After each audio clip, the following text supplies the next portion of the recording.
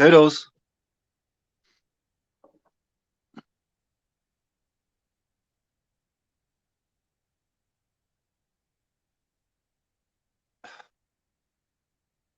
Right, this week's guest has got a big up Alex Banks, aka Hyper Experience, aka Easy Rollers. How you doing, Alex? I'm just fine, Martin. How you doing, boy? Not too bad. Just kick off with some questions. What music was you growing up like? What inspired you when you was growing up, like music wise? That first electro stand that came out of America, that was amazing. Like people like Tick and Tock dancing to that Cool Runnings tunes, Man Parish, Johnson Crew, all that lot. That's the first thing I heard, and I just thought, wow, that's what music should be, and I got involved. It's you know what? It's so, I say this all the time because every artist I've had on it always goes back to the electro, because I think it was the hottest thing that when we had. Going through the 70s, we had like all the punk and the ska and this and that. But I think with the electro, it was a new breed that was just coming into the country. Wasn't it? And it was so different. That use of technology in music, that was what excited me, because there hadn't been those sounds before.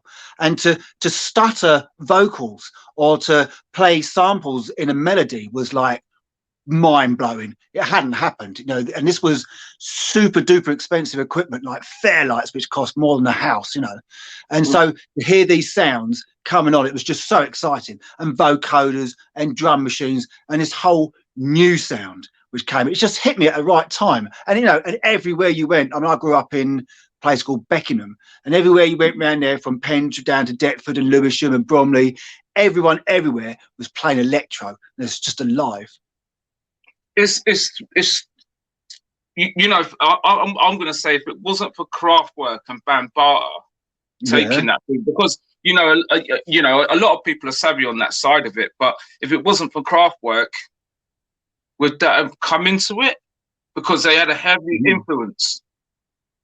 Without a doubt. I mean, so when the technology first came along and people started to integrate it, they tried lots of different things. It wasn't just Kraftwerk and the Yellow Magic Orchestra. It went back to what the radiophonic orchestra at BBC were doing with sound effects and such like. And it was these sounds that were exciting. It ultimately led to the sort of 4/4 sound of Kraftwerk and some of the more esoteric stuff, which I can't remember what it is now. But yes, it was as soon as the technology was available, people started messing with it and abusing it and coming up with different sounds, and it was all new. And it was there were a number of discrete steps between going back to the first oscillators, which went for the radiophonic, and that French lot, the Office of Radio and Television Francais, they did a lot of stuff. That's great. But along with this electro, it became refined into the breakbeaty sound, which was actually happening at a similar time. That albums like Wildstar, people were dancing to those beats, and the electro happened very similar time, a little while before. But the two came together, and then of course split up again. 4/4 went into the loft parties in New York and Detroit, and then they came back together for the rave scene, which is where I came. And this is where I'm going to go on to it. So, what made you get into production? Well, I was doing production from the moment I found music back in sort of '83. I mean, because it just made sense when I saw people breakdancing, graffiti, doing beatbox, rapping, and making beats. That was all I wanted to do. It was like, well, I can't, it's like, I don't know, shedding my skin, coming from the moth to the butterfly. That's what I wanted. It was like a revelation. And they all came hand in hand. And I tried the rapping, and I tried the beatbox, and I tried the music and the dancing, hence the T-shirt. In fact, when I moved up here, I won a few competitions breakdancing, but that's another story. And then, so the music, it came hand in hand when I found music, or music found me, this electro hip hop sound. I just started making the music. So what was your, did you make stuff prior to Hyper Experience? I'd made a lot of music. So Hyper Experience came, we were sort of 1990, and I found music in '83. So I was making music all through the late 80s. Right. I was using 4 tracks, and I had a Mark I Technics, which had a rotary pitch control. That was weird. And I would speed up things, and I had a Casio RZ1 drum machine, which had 4 sample pads, and a Casio SK5 sampling keyboard. And I would make up beats and do mega mixes, you know, like Steinsky and Mass Media, what he was doing. Yeah. I was doing stuff like that. I was recreating what I already had in different ways and trying to muck around with it with samples. I did that for quite a while. So did you release any of that gear? No, it was awful. Not only was it awful, it was awful. I took it to Zoom in Camden. Around, I had an album done in about 1987, 88. I can't remember. And I took it down there, and well, they just laughed at it pretty much. And you know, it was soul destroying, but it didn't stop me. So it was bad. I have actually found, when I was looking for all the Hyperon stuff for the Nightfalls compilation at the beginning of this year, I did come across that tape, and it was painful to listen to. It really was. So yes, I was making music, refining it, and it wasn't until Hyperon that we started doing stuff that was worth releasing. So, you know, I've got, we're going to go into Hyperon experience now, because I've got, obviously, Fun the Family, Monica. I don't want to say Monica the Glen, but I want to say Fun for all the family, Keep It in the Family, Death in the Family we never had. So you know, Fun for the Family, that EP is, when you think an EP can't get no better, and then you bring out Lords of the Knoll Lines, was just like, I've got goose pimples on my arms from that tune. Yeah, because I think it's the voodoo, as everyone calls it, and if people don't know what I'm going on about, the voodoo magic tune. Yeah. Now, for me, I think it was a game changer. Thank you. A major game changer, because not only was it a good film, the sample just, it sat there. Everything on that EP was just like ridiculous. Then even like the 10 inches, the Randall mix, the Ray Keith mix, you know, it just went on, didn't it? On and on, mate. I must have been about more, at least 16, 18 remixes, I don't know. And of course now everyone's had another go at it. So there must be at least 30 legit remixes, half a dozen or a dozen or more illegal ones. Right. So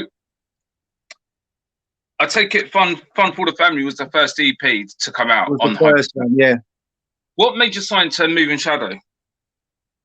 So it was actually Jay from JMJ and Richie. He was part of our clique, you see, and he had sent Rob our demo, and we hadn't sent anyone any of it. And that's what happened. We went from just making tunes in what was my landlady's outhouse shed thing, which was awful. We went from that to being signed to Shadow, but they were very much starting up Shadow. We were like one of the first. I think us and Mixed Race were the first people on there that weren't directly related to Rob or was working with Rob. Right. I think I might be talking nonsense, but you know, it was beginning. It's not Moving Shadow isn't the behemoth that we now know, this legend. It was a beginning thing. And Jay was getting the promos, you see, and he thought this is a label that would probably put out Hyperon stuff. And he said, put together a tape. I'll send it to this label. They seem pretty up for it. And we had about maybe 9 or 10 tunes done. And we sent this tape to Rob Playford, and we went down to see him, and we signed to Shadow. I mean, look, mate, I think we got to big up Rob Playford, because Moving Shadow is. You know, I think he taught Goldie a lot.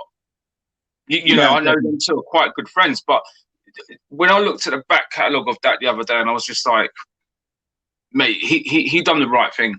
There was a lot of artists on there, a hell of a lot of artists on Shadow. Oh, without doubt, mate. So many legendary tunes, and each legendary tune was the potential of the tune was maximized. You know, he really did know how to promote and how to manage, you know, a musical product. Very, very it sounds like he was a very, very good businessman as well as like obviously creating a label and pushing stuff as well. But I should imagine if you've got the right people behind you and you're pushing that, they're going to push it for you as well. Without a doubt, mate. It was so good and so well organised. I wish you could have seen. Did you ever go to the Shadow offices in Soho? No. Well, mate, put it this way: they had 2 floors in the heart of Soho, in a well-recognised studio called the Trident Studio, which had this like bespoke acoustics and a massive. Like, this was insanely huge. There was like 6 or 7 office staff and promo. It was just insane. It was like, wow, this is another level. This isn't someone doing something out of their bedroom. This is global. And yeah, so it was good to have that facility at hand. You know, and it's worked really well all through my career. So you know, like all those EPs, you know, they're really like I can't. I'm lost for words. I start when I'm lost for words because I can't explain them. They're that good. So guys, if you're watching, you're listening, go and check out on YouTube Hype on the Experience. Like some of these tracks are just like, not some of them, most of them are legendary anyway. So it's gonna push forward for a bit, and then we're gonna go back to saying Alex. Easy Rollers. Yeah. I know this story, but I want you to tell the story how it got into Lock Stock. Oh, Lock Stock. Oh. Well, let's have a look. I mean, there's 2 stories. Let's tell the truth. So the truth is, oh God, it actually goes on and on and on. Now, we wrote the tune. It was for Storm from the East. And what Jay sat there one day and says, do you know what, Al? We could do a compilation album of just people from East Anglia.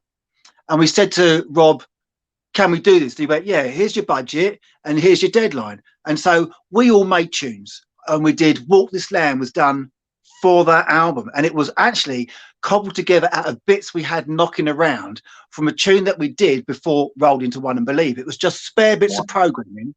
And that da da da da da, that's what we had. And I wrote the bass line on the Juno 6, and we just moved on, gave it to Kelly.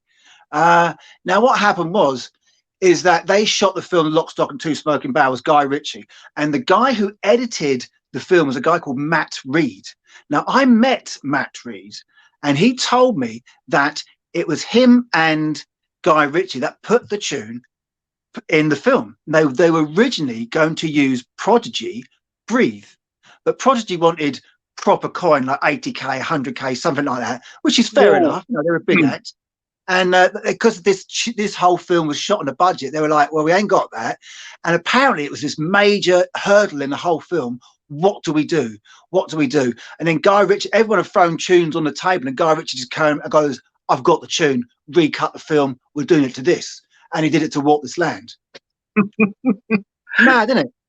I sat next to the guy in a pub. I sat next to the guy in a bar on the coast of India, and he goes, oh, yeah, I do film editing and stuff like that. I said, oh, did you? He went, yeah, I did that film, Lock, Stock. I said, oh, did you? I had a tune in there. He goes, which one was it? I went, oh, Walk This Land. He went, no way, I edited the scene. So I met this guy in a bar in India. Ha! Can you believe that? No, I mean, I do believe it, mate. It's a funny world. It must have been because that was a major film, English film, and to have a tune in that, you must have thought, whoa, you know, it can't get much bigger than that. Well, it was good. So what happened was we were already a big fish in a small pond in the drum and bass scene. We'd had Rolled Into One and Believe. We'd had speed anthems like the Drop in Science remix, tunes like Retro. So we were doing okay. And the first I knew about it. Moving Shadow had phoned us one day and said, there's a film called Lock, Stock and Two Smoking Barrels. And when I heard that, I thought, oh, it's going to be a British farce, like, whoops, there goes my pajamas.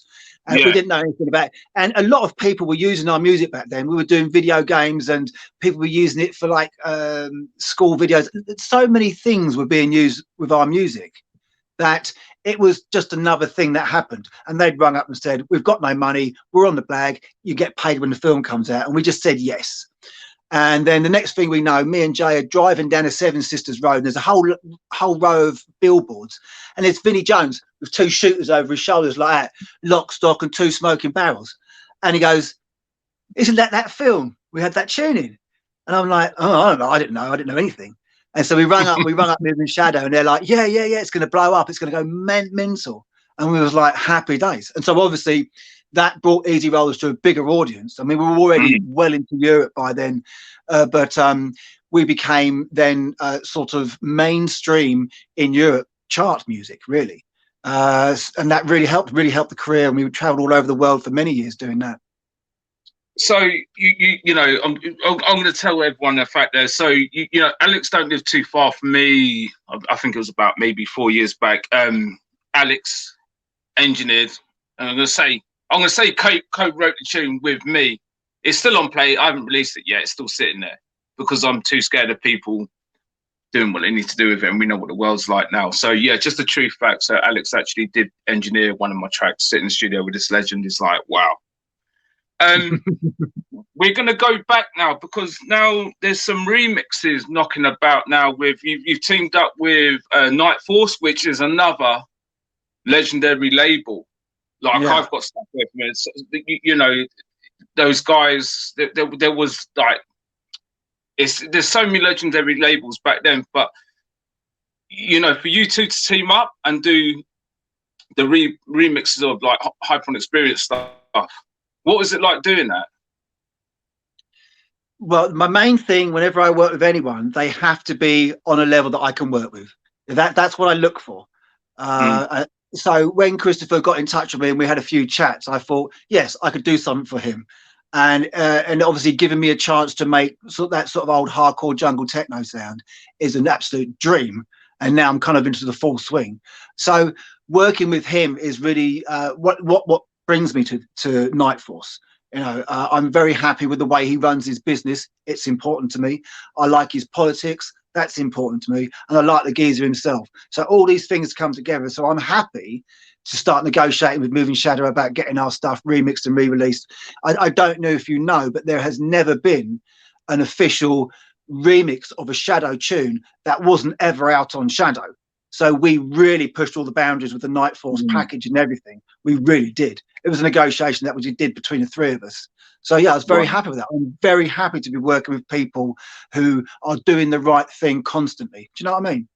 Yeah, and to be honest, you know, doing all these remixes and stuff, because I see Asen have now brought out, you know, they're doing a whole trip to the moon stuff. I'm not going to get sidetracked that, but I think it's good that they're pushing stuff back again. Like you teaming up with people like Night Force and stuff, pushing that through again, because all I'm hearing at the moment is not on the jungle or drum and bass scene, all this and that, is a lot of remixed on top of remixes on top of remixes where you know, let's go back to the old school. People who missed out on that stuff, if the remixes are there, they're there. Yeah. You know what I mean? He's doing, so it's what I like. One of the business models, one of the things I like about Chris's business model is his reinvigoration of what's been before. So re-releasing old stuff, well, that's handy because a lot of people want it. Remixing it, well, that's handy because a lot of people will want that as well. But what he also does is takes the new school and allows them to remix the old school. So you've got a fresh injection of ideas and up to date. And of course, this new school are making old school at the same time, their version of it, which is phenomenal. And I hear what these people are doing, I'm like, damn, that's good, you know. So it's what he's doing. It's not just, it's going to be more than the sum of his parts. I think Night Force is helping and leading the way in creating a new scene for a new punter. You know, I've done gigs where the crowd's been predominantly in their 20s, and there's no way they were there back in '94. So forget about it. So this is a new crowd with an interest in the old school. And you know what, you hit the nail on the head there, because I see there's so many band camps of people repressing vinyl because these young cats weren't there at the beginning of the scene. So to get your hands on something is like, I've got this now. You know what I mean? It's there. So there's nothing wrong with that wheel turning with everyone repressing stuff, because if it means that everyone missed out on it, and these artists need the money as well.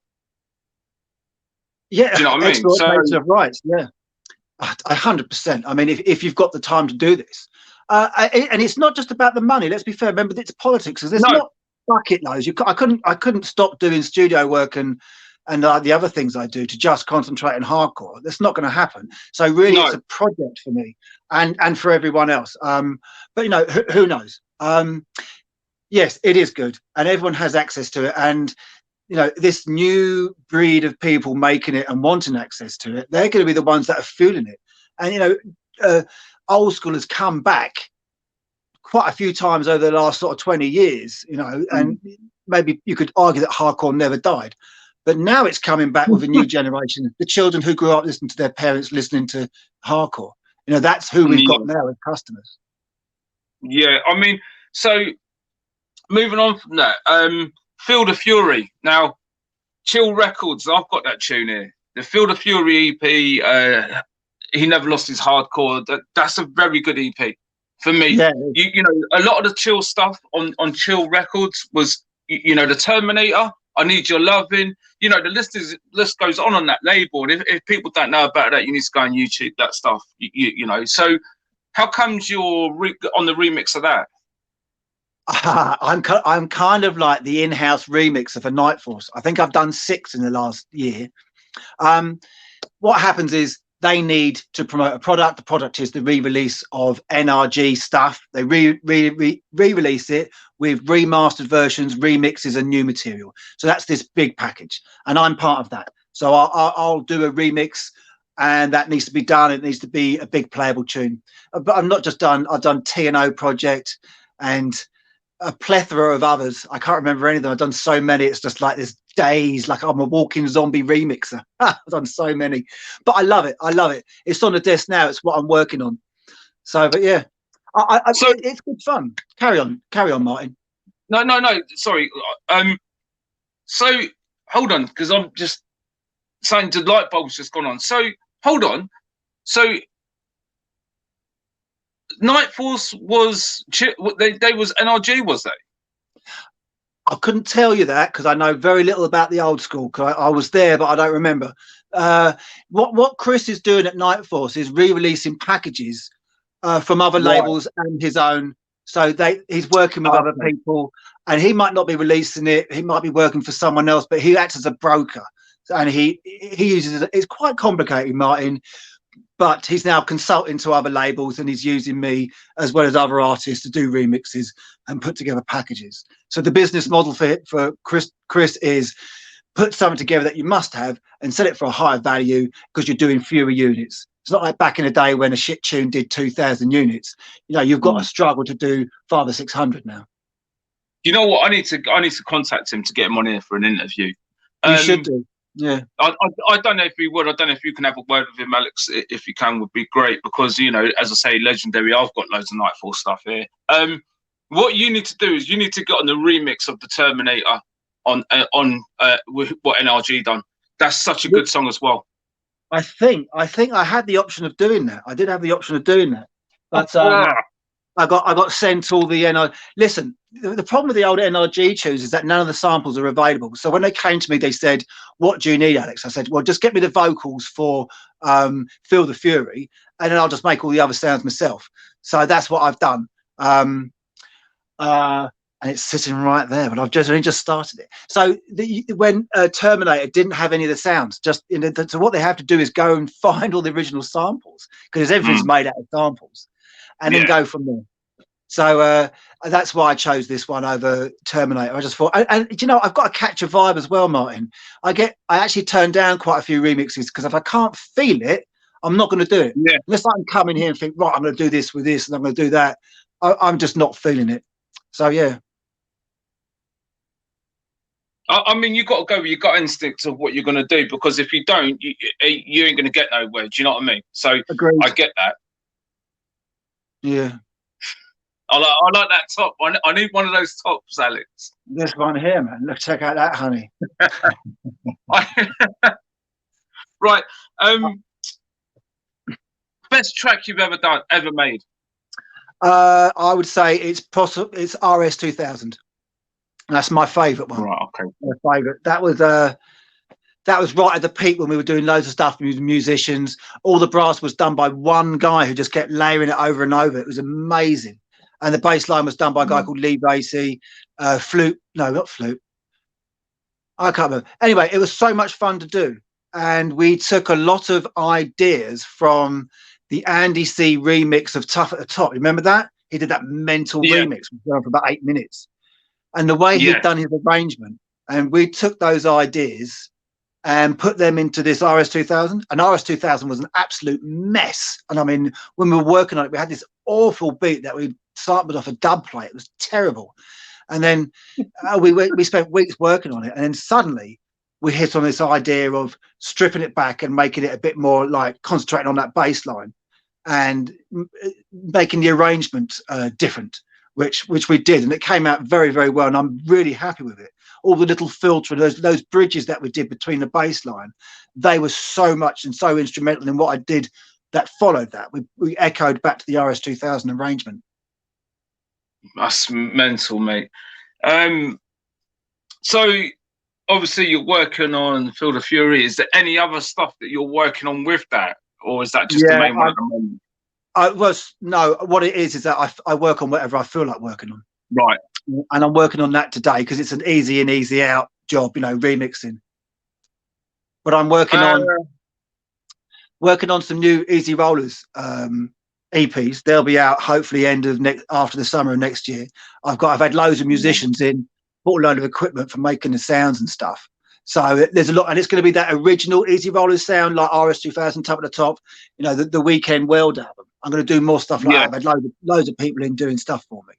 And I'm really enjoying it. That's what I want to do with drum and bass. You know, I love what people are doing now, but it's not what I want to do. I want to do that original thing that first got us big as Easy Rollers. And that's the thing I like the most. See, this the thing as well, guys. You know, like Alex Jewel Hill, he don't only do drum and bass and stuff. He has live musicians in there and stuff. So so I run a recording studio. Yeah. So he's like a proper one, not. No, proper one. Yeah, not a Mickey Mouse one. There's no Disney characters here, apart from that one up there. No, I do. So I've got a multi-room recording studio in the Beccles, the town where I live. You're looking at some of it there. I've got a 32-channel mixer and a bunch of outboards, and there's more rooms through there. I've got 3 rooms through there, and they all come through to this room here. And I do bands. I can do full bands playing with isolation, all bashing away in the live room. I love it. So is that the 32-channel mixer that nearly killed both of us when we was trying to lift it? No, that was the 40-channel one. It was too big. Get this, I sacked it in the end. Can you believe it? It was too big, and I didn't like the sound of the speakers splashing against the deck. So what I've done now is you can't see it. Hang on. I don't know if you can see that, but I've got the desk there behind the mixer. And the speakers are freestanding. They're a good 3 or 4 feet off the wall, and the whole wall is a bass trap. The whole wall is front and back. It's quite a crazy room, actually. It's sweet as. So you dragged me all the way down to Kent to lift up that thing. Never give me 4 hernias, and they're not even using it. No, I skipped the frame. I took all the bits out of it because I needed the bits, and I put it outside with scrap tape me, and someone took it away.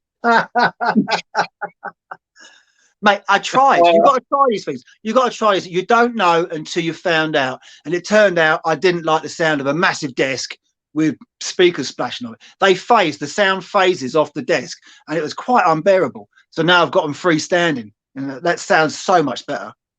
Yeah. Right. You know what? I'm going to end up on this note, mate, because I'm not going to keep you much longer. I need to get back to you. I need to get back to you and do some stuff when you're free and work on something else. Cool. Right. I'm going to say, right. Thanks, Alex, for coming on short notice because you know I think it was only a week or something, and me delaying the time. Got to big you up, man, because you are a legend. And you know what? I feel for me, when I contact you to come to the studio, you're like, yeah, fine. You didn't fob me off, and you know, so and so. If you ask some people, some days they don't want to know. So for someone that's like Hypon Experience / Easy Rollers, he's been in film, he's done this and that. For someone to help me out, Yeah. You know, that's given someone a sort of lift up the ladder. Absolutely. So, thank you Alex, very much. Thanks for coming on, man. Thanks for like having a little talk and stuff. I hope everyone will have enjoyed it. I will give you a bell over the next couple of weeks, or maybe after the new year, to work on something different. Yeah. Thank you ever so much for coming on, Alex. Big yourself up, mate. Legendary. Big up Drill Hall.